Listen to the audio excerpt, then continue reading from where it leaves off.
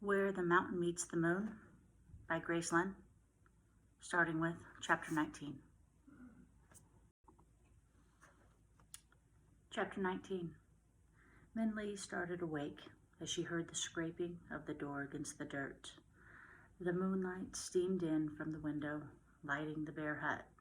The boy had given her his pile of grass to sleep on and joined the buffalo, using some of its grass as a pillow. But as the buffalo snored loudly, Min Lee could see the bowl-shaped hollow in the hay was empty. "I wonder where he went," Min Lee said, and she found herself thinking of Ma and Ba and Dragon, all waiting for her. Suddenly, the room seemed to ache with loneliness. The boy must be meeting his friend, Min Lee realized, and unable to control her curiosity, she crept to the window to peek. Yes, the friend was there. Min Lee was startled when she saw her.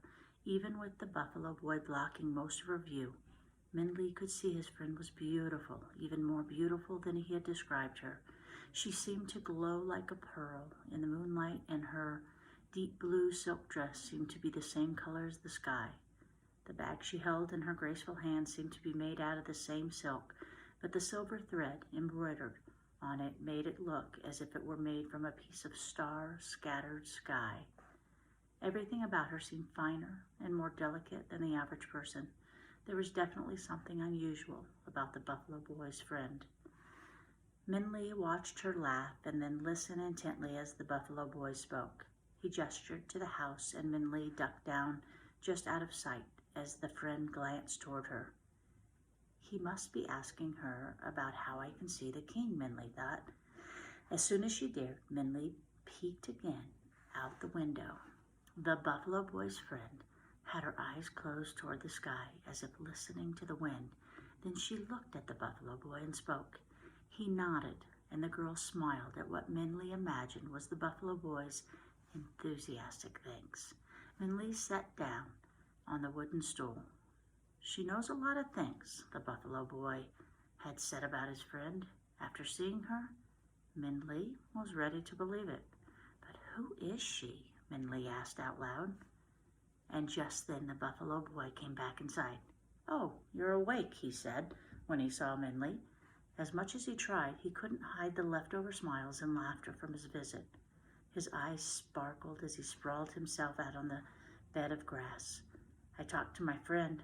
She said that the king might be at the Market of Green Abundance tomorrow morning, but you are going to have to find him yourself."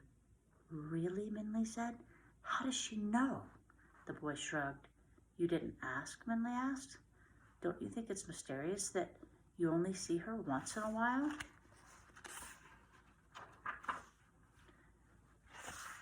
"And you never visit her? She only visits you? And that she knows things like where the king might be tomorrow? Who is she, really?"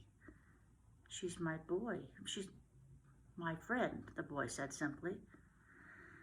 "That's who she is, and that's enough for me." As Min Lee looked at the buffalo boy, aglow with happiness against his poor surroundings, she saw it was enough for him, more than enough, as the smile that kept curling up on his face told her. Min Lee's questions fell from her as she realized there was nothing else to say. Chapter 20. Ma and Ba walked quietly through the forest. Their steps made a rhythm to the music of the forest noises. Ba's arms ached from carrying the goldfish bowl, but he said nothing. "I can carry the goldfish if you are tired," Ma said.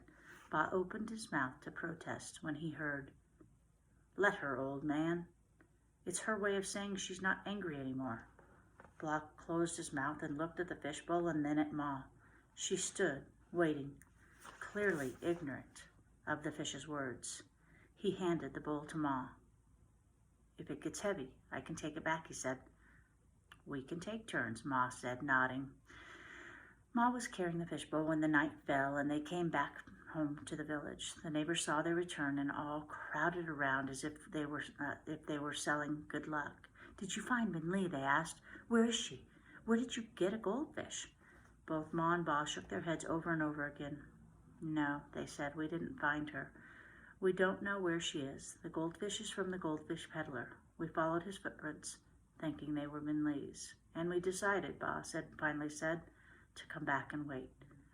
After she finds Never-Ending Mountain, Minlei will come home. Wait for her, one neighbor said. How can you let your daughter search for Never-Ending Mountain? You are just as lost as her.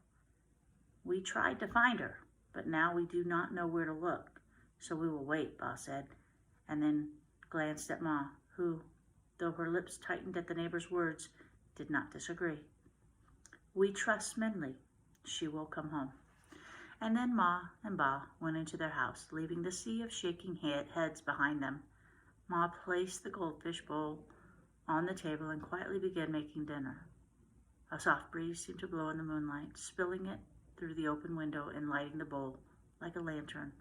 Ba looked at Ma cautiously, her face weary, but the gentle wind that rippled the bowl's water seemed to smooth the creases of her face, and when the cloud-white rice was finished, Ma took her chopsticks and fed the fish from her bowl.